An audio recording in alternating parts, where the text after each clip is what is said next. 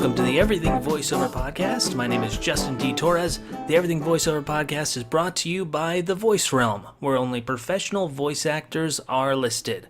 All right, this podcast is going to be part 4 of forging your path into a voiceover career, where we're going to talk about investments and budgeting.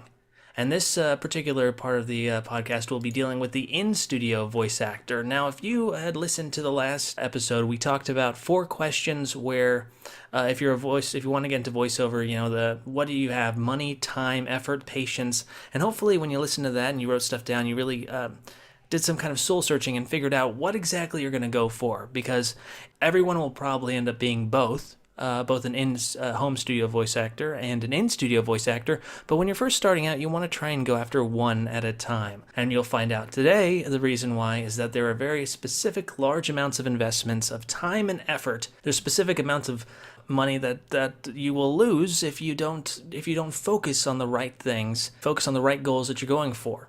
So this episode of the Everything Voiceover Podcast is going to be called Investments and Budgeting, the In-Studio Actor. Now, if you're looking to be an in-studio actor, you're looking to go after jobs where they're going to send you in studio, and you're going to have to do jobs in studio with directors there. Usually, these are very lucrative jobs. Even there's even a non-union in-studio voiceover environment here in New York, where non-union actors get sent out for voiceover all the time. Now that you've figured out that you want to do the in-studio route, you want to go in and you want to audition in person with casting directors, and then when they hire you, you want to go back into a studio and you want to deal with the client or the casting directors themselves and do the job, and then they'll send you a payment either through your agent or to you directly.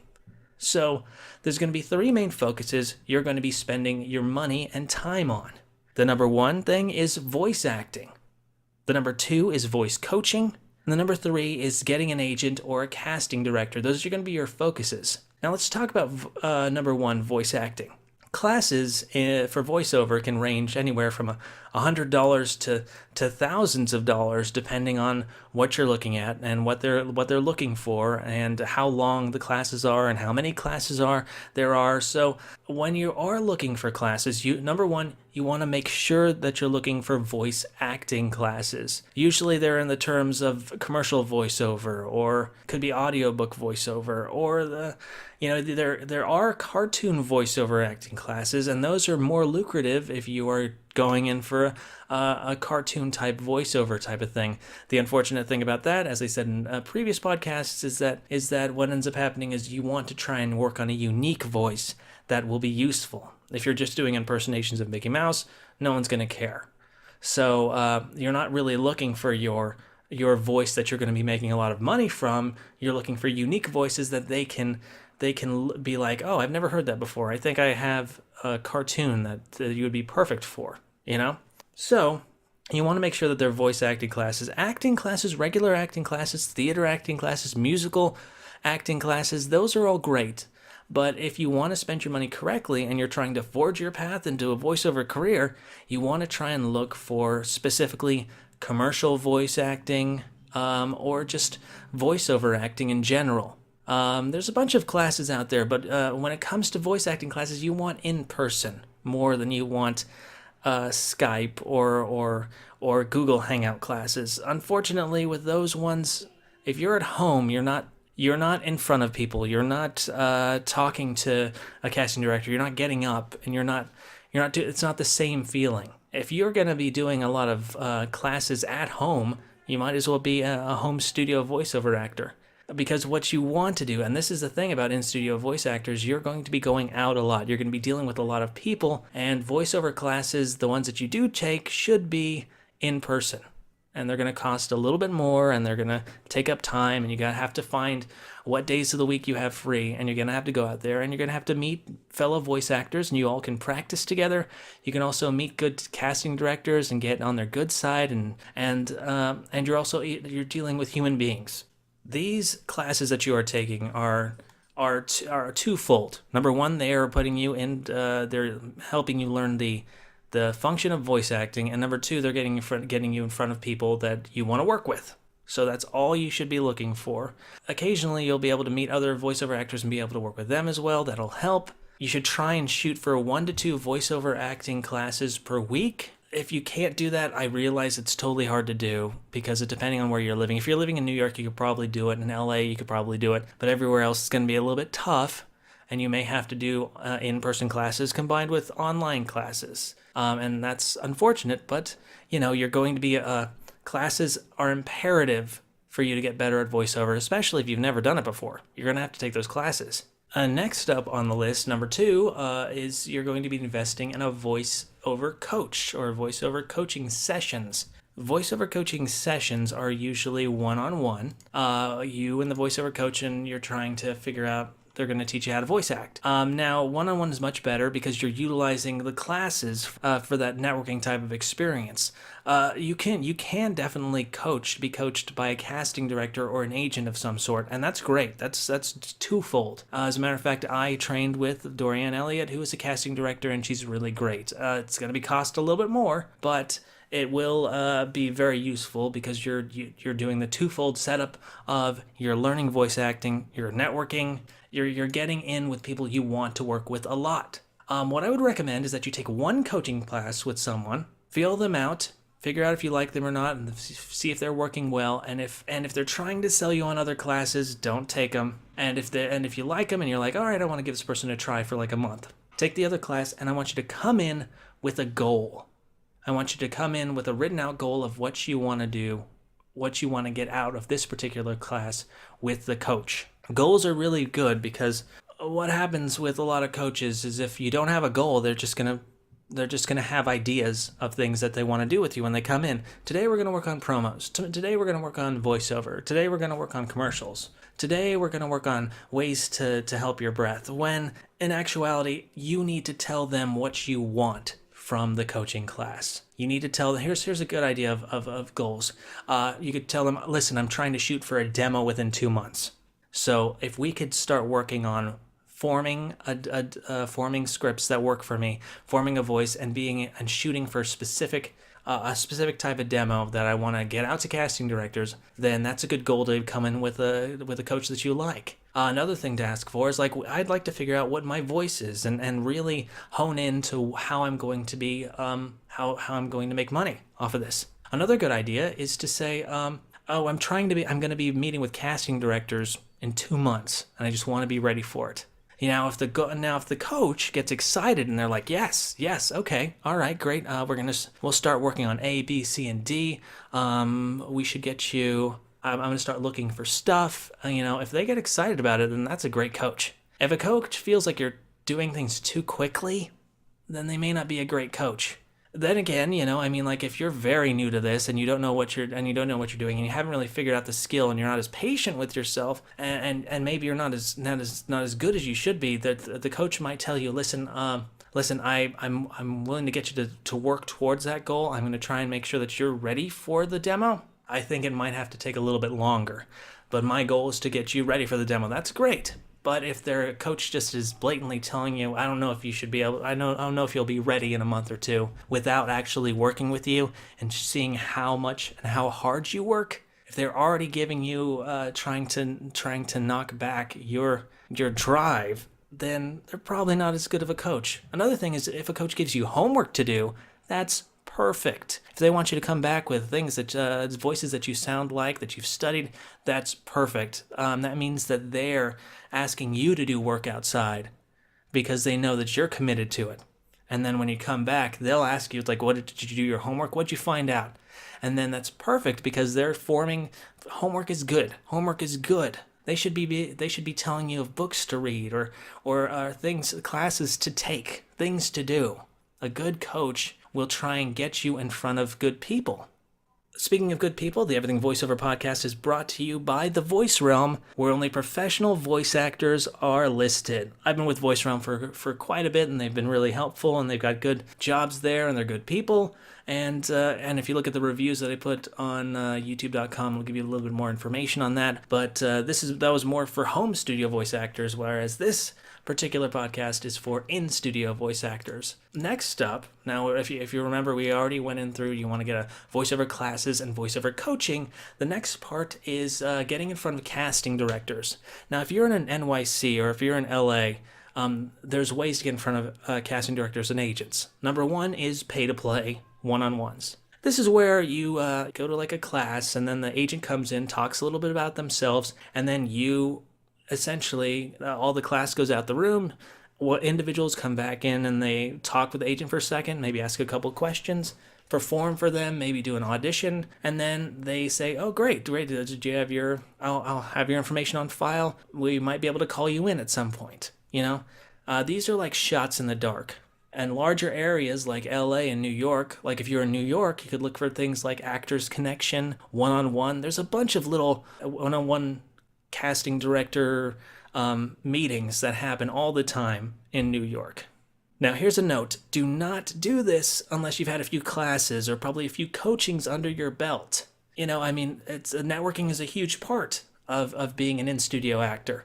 And when you do get in front of an agent, don't be afraid to drop the names of the people you've done classes with or the people you're coaching with, especially if they're casting directors, because they know them. They're like, "Oh, Dorianne, she's amazing. I send my clients to her all the time." You already have a working relationship with someone who's already working with them, and there's already respect there, so they know you're committed to becoming a voiceover actor. And you may also want to say, and this, even if this is a lie, which I don't think it is for anyone, you may also want to say that you are working towards a demo.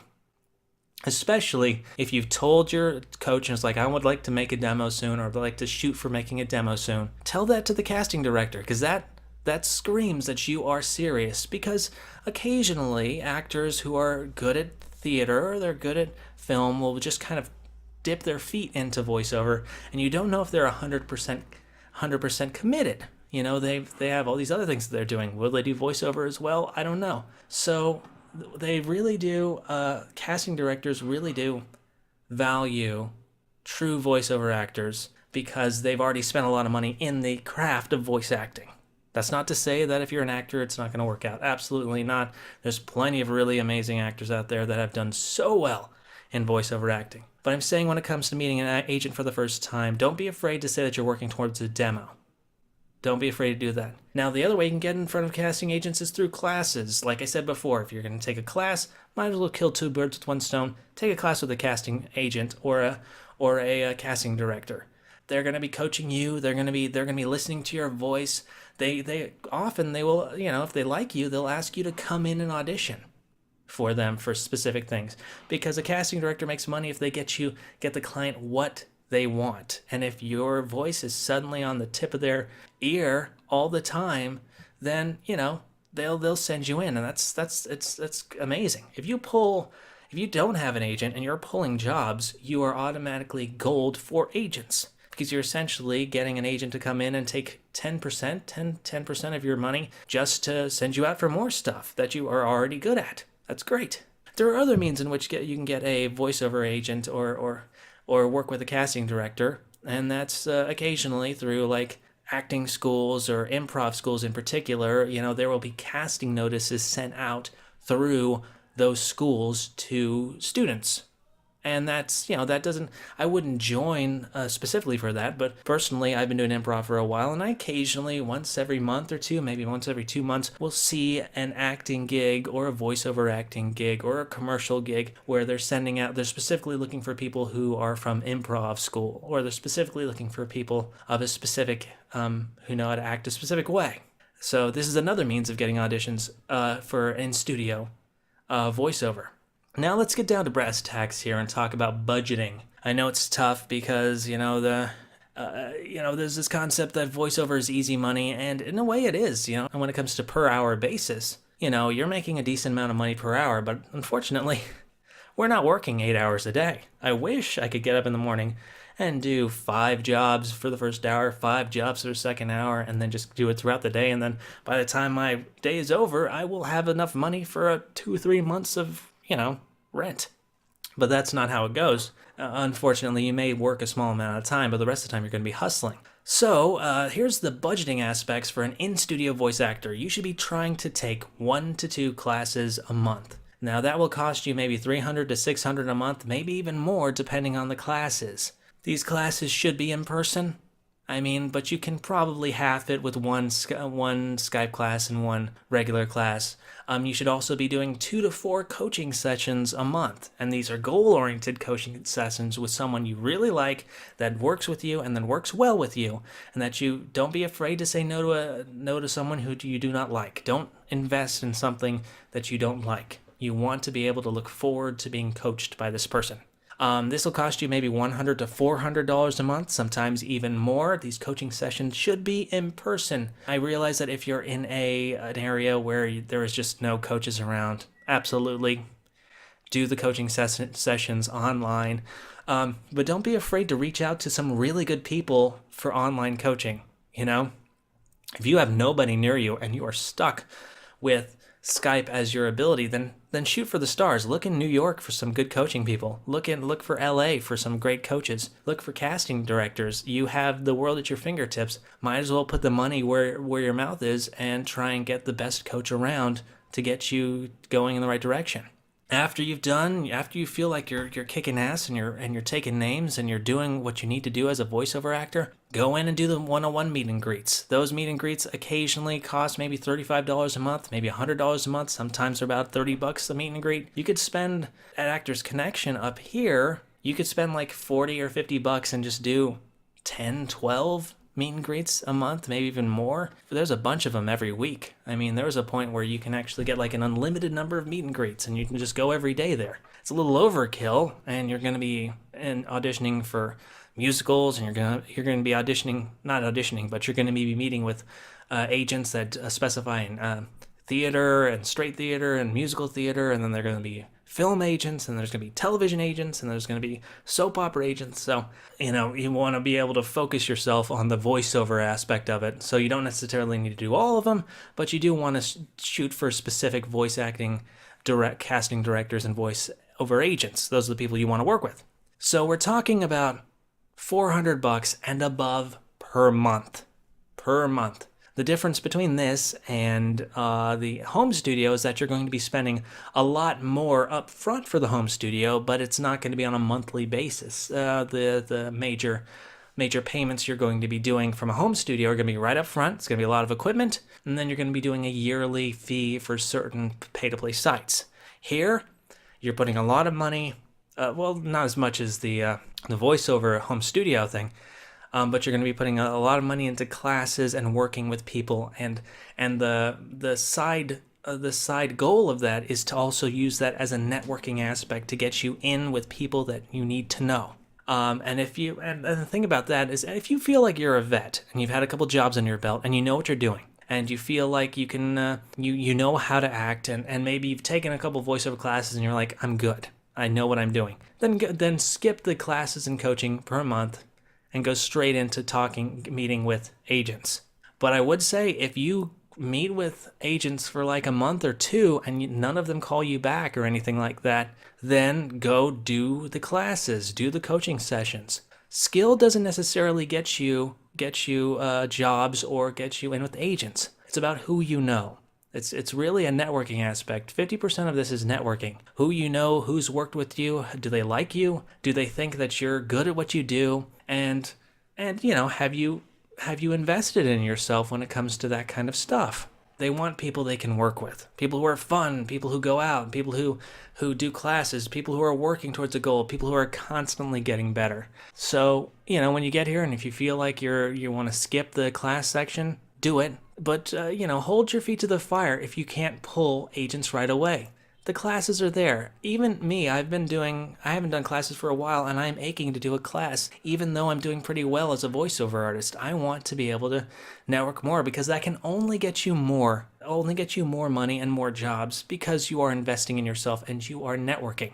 And a quick note here, and this is huge. This is something in-studio people who want to get an in-studio need to know. If you get an agent, it doesn't mean you've got jobs. After you get an agent, you have to go to the auditions, and you have to win the jobs. And if you win the jobs, great. And then they'll keep sending you out, because it's simple economics. If you are valuable and you are making them money, they will keep sending you out for other stuff.